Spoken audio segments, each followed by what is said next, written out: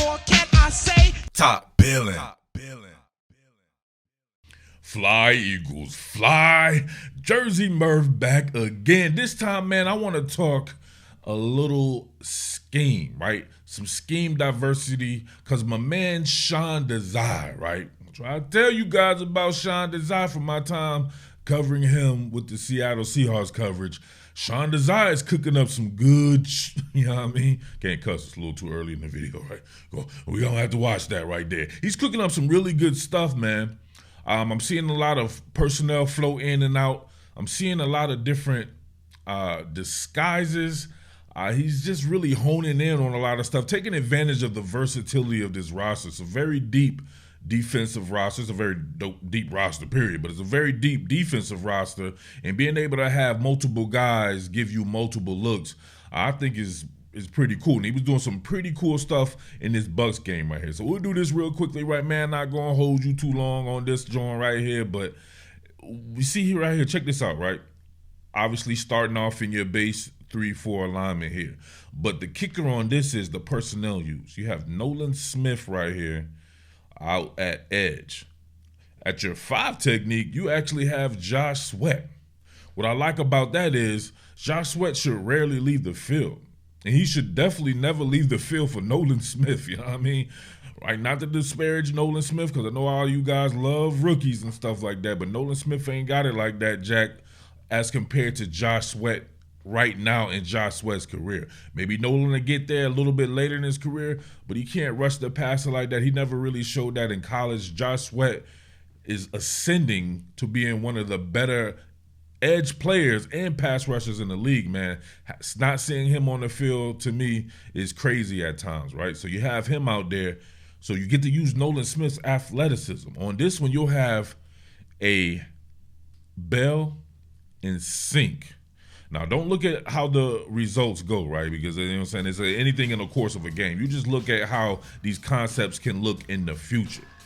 They were playing a lot of man-on skill. So on this one right here, you have James Bradbury at nickel. I already told you how I felt about James Bradbury at nickel.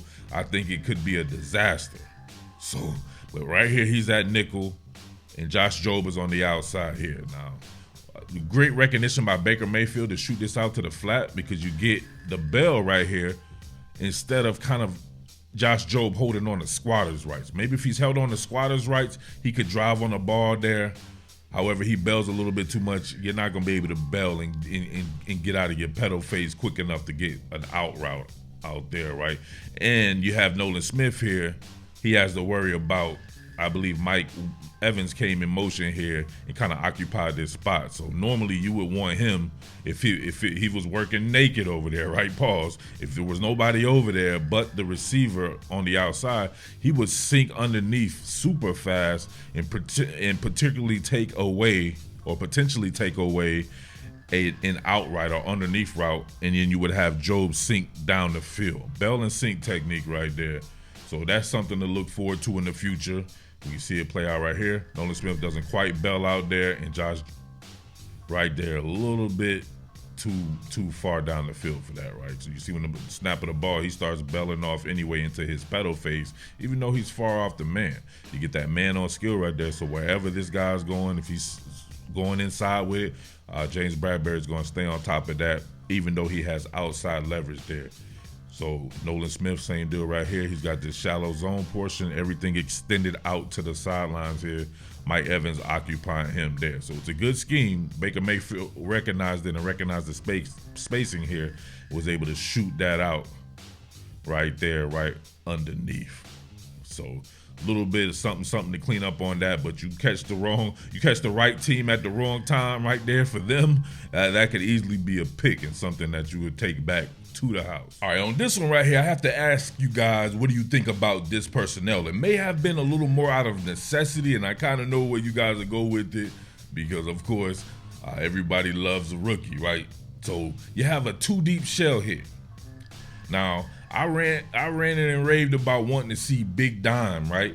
Meaning, instead of having a linebacker on the field in obvious passing situations, you would bring in another defensive back, but it would be a safety, and have that safety be the one to possibly guard the tight ends or be down in the box. Not really necessary to have two linebackers there if we're talking about coverage. Linebackers these days, right, there are some who can do it, but for the most part, a lot of the linebackers aren't going to be able to cover like that.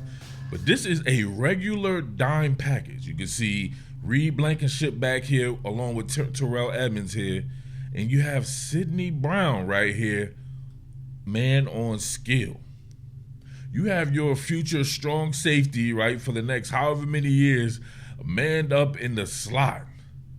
Now, Justin Evans is somebody who I've seen do this in the past before. I want to say Justin Evans may have been a former corner, maybe in college or early in college, something like that. But Sidney Brown is a legitimate strong safety, right? And he's going against a wide receiver, an inside wide receiver. Now, may be able to get away with this in a game with the Tampa Bay Bucks where the quarterback plays is average at best, and the inside receivers, unless it's Chris Godwin in there or they put Mike Evans in there, it's not one of these teams that have a Cooper Kupp on the inside or a Justin Jefferson, something like that. I shudder to think if you have your strong safety against those guys, not to say that Sidney Brown couldn't hold his own for a certain amount of time, but we've seen Justin Jefferson destroy even Darius Slay. Right, so that you got to think about it like that there. But you got him man on skill there, and Nolan Smith out here with Brandon Graham there. So, but you see James Bradbury on the outside. So your nickel defender, your nickel cornerback is actually your strong safety in this one. What do you guys think about that? So then it becomes a matter of dictating personnel. I say that because, to me, if you want to get your best players in the best position, wouldn't Mario Goodrich be the apple of your eye at the nickel position? That could be your nickel corner for the next however many years, just like Sidney Brown could be your strong safety for the next however many years. Sidney Brown is not going to be a better nickel corner than Mario Goodrich, right? There's a big difference in the flexibility there. The size, having to go against shiftier guys who are on the inside. You see an Amon-Ra St. Brown type or somebody like that, probably going to want to have a Mario Goodrich there, right? And we know in the future, Sidney Brown will be sent down to sniff the box or play deep sometimes, or with having that duality at safety between him and Reed Blankenship, right? When he does eventually unseat a Justin Evans or surpass a Terrell Edmonds. But now, I don't understand having Mario Goodrich down, and then you have to kind of go to something like this if something happens to Justin Evans, or your normal nickel package that you were doing. We're bringing JB on the inside and having Josh Jobe on the outside. So what's the better deal there? Now, if we see here, you have Sidney Brown. This is actually a pretty decent rep here. You've rolled coverage. Terrell Edmonds here is going to be rolling to the post. Right here, rolling to the post here. You got Reed Blankenship a little bit more down, is going to get work that mid-range to shallow zone duty here. Man on skill with Sidney Brown. The ball doesn't go to his receiver there or anything like that, but he does make a pretty good hip flip right here, right? Look at that. And then you get that sinking underneath defender as well, right? So, and they were actually going to a different linebacker core with this as well. Christian Ellis in the game here, flanked by Nicholas Morrow. So normally Zach Evans here. So you bring in Christian Ellis because maybe you think it's going to be a pass, but then again, you bring in Sidney Brown hoping it will be a run because he would give you better tackling than a Mario Goodrich. You get what I'm saying there? So, but just like I said though, right here is a pretty decent hip flip right there. I mean, I really like that rep there by Sidney Brown. Very good rep there. And you see here where they dump the ball underneath there and everyone rallying to the ball there. So pretty dope right there. As you can see here, Morrow, Christian Ellis there, Brandon Graham, Josh Sweat back in the game, Mitten Williams, and then, of course, Jalen Carter there working there. But if you can see, Sidney Brown definitely taking away at least the shallow portion of that right there. The in-breaking route possibly could have been a dig.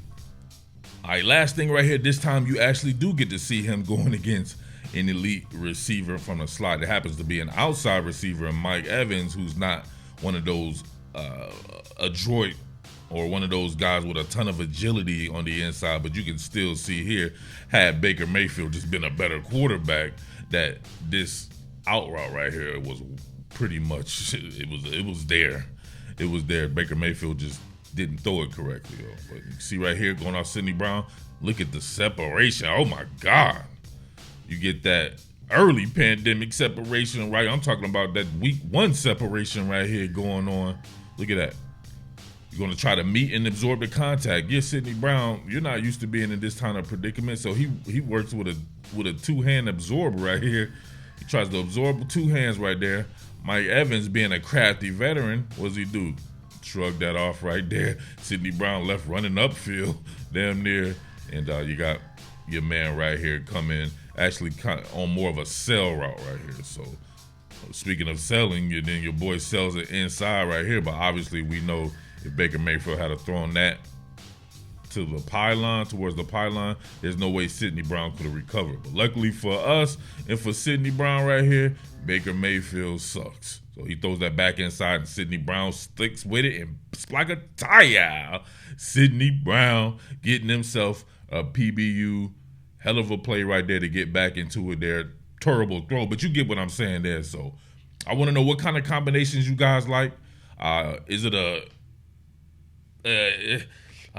man, Mario Goodrich, not having Mario Goodrich out there. What do you think about that? Him being a healthy scratch or not being pulled up there? Sometimes that has to do with how you want to work your special teams. Depends on the situation. Depends on the team you're going against and all that there. So let me know, man. Do you like JB in the slot? You like Sidney Brown in the slot?